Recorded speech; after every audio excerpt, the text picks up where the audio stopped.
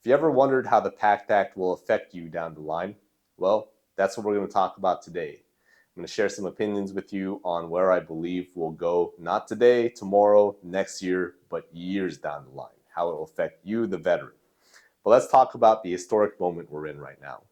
We have 1.1 million claims in the claims inventory, up from the old all-time high of 800,000. Now, the claims inventory is all the claims. It also includes things like adding dependents to your status, but those numbers are high, and they almost doubled in the last year. So the PACT Act is doing its thing, and veterans are filing claims, and if those claims are legitimate and they win, they should be compensated. There's no problem with the amount of veterans filing claims. Most of us that file claims are not looking to buy a BMW with that money. We're like trying to put ourselves in a better spot so we can be a productive member of society. I'm a product of that personally, and if that's the case, that's better for our communities, that's better for our country, and there is no issues with that. But you know who will eventually have a problem with that? Just through the simple concept of throughput.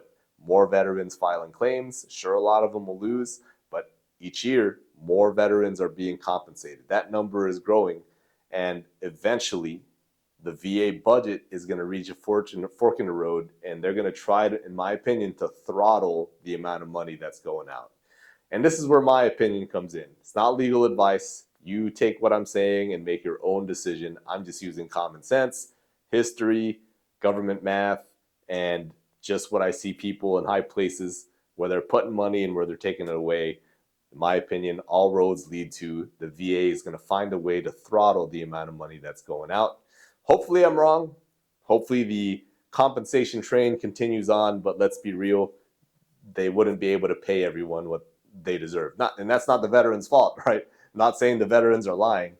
It's more like a problem that they have to solve. And they generally tend to try to cut spending. So taking that logic, where I believe they're going to throttle compensation is not through the denials, but through the CFR. I think they're going to look at the CFR rating scales and the schedules, and they're going to try to reduce the high value conditions.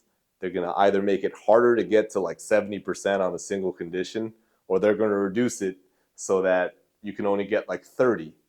And you can see this with conditions like plantar fasciitis. There are a lot of you here who know immediately what I'm talking about. Time was you can get 50% on plantar fasciitis as the cap. Like that's the most you can get. Sure, it was hard, but there's a good number of vets that had 50% for plantar fasciitis. Well, if you weren't static, meaning you weren't permanent and total with that disability, in 2019, the VA decided to change the CFR and make plantar fasciitis cap at 30%. So those who were grandfathered in essentially stayed at 50. Those who were not were reduced to 30. It didn't happen to everyone, but it started happening. And I've talked to maybe 5 people in the last year that have stated that I was at 100% overall, but when that rule came out, that change, that bumped me back down to 90%. And for those people, it was a big problem for them because that's a significant loss of, relief each month, we'll call it. So, I mean, that's where I believe that the VA will throttle. It won't be at the denials because if you deny more people, that's going to cause an outrage. But if a good number of people keep winning, but they just reduce the amount that each person gets, everybody's happy, right? So that's what I believe the VA will do. And they won't just do it with plantar fasciitis. There's already talk for sleep apnea, even tinnitus. So, take from that what you will. But if it were me, I'm going to share a couple things that I've learned in the last decade and what I would do. The first thing I've learned is that time is not your friend in a VA disability claim. The longer it takes for you to win something, the harder everything becomes. So a lot of us, we have that one direct service claim that we really want to win. I say it a lot.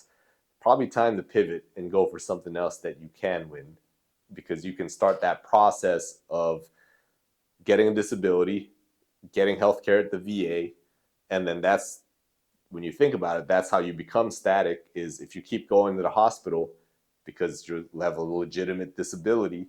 Well, over 5 years or so, the VA might state that this is not going to get better, and now the condition is static. And if it's service connected, how can they reduce it? You're more protected than if you weren't static of a reduction. So winning now is always better than winning later. Speed is king in a VA disability claim. And by that, what I mean is winning your claims as fast as possible is better than waiting on a big fat back pay check or whatever else that we have as a block in our mind to winning quickly. So time is not your friend. The second thing is the VA cannot give you the service that you deserve. It can only give you the service that it can afford based on its budget and based on what it deems is fair for all veterans. And that's true in the service we received from the VA, and hopefully it doesn't become true with the compensation levels. But those are things that I've seen over the years, and it just really makes sense to get service so you can win your claim, which ties into speed is king. If you need education, better get the education, do it yourself, go to a VSO educate yourself on the different services that are out there, use the best one, and just win quickly so you can start this process. That's what I would do. Not telling you what to do. At a minimum, you should get an education because this backlog is insane. And I wonder how many of those claims are good claims or just somebody just submitted one without even a diagnosis. We don't know. But what you can do is educate yourself and make sure that your claim is not causing unnecessary backlog, and you have a higher chance of winning when you do that. So that said, that's where I think we're going. I think the VA will throttle some of the compensation using the CFR. I'm not here to spread fear, uncertainty, and doubt, right? I hope I'm wrong, and I hope the compensation train just keeps going. Well, let's be real. Eventually, they'll have to do something. If the number of veterans 5 years from now triples, I mean, I don't see how they don't do something. But maybe they won't. And this whole thing, is just a dumb video. That's what I'm hoping. I'll revisit this 3 years from now and see where we're at. But I hope that you did get something from this. And I hope you didn't come to the conclusion that, oh crap, I'm afraid, I don't want to do anything.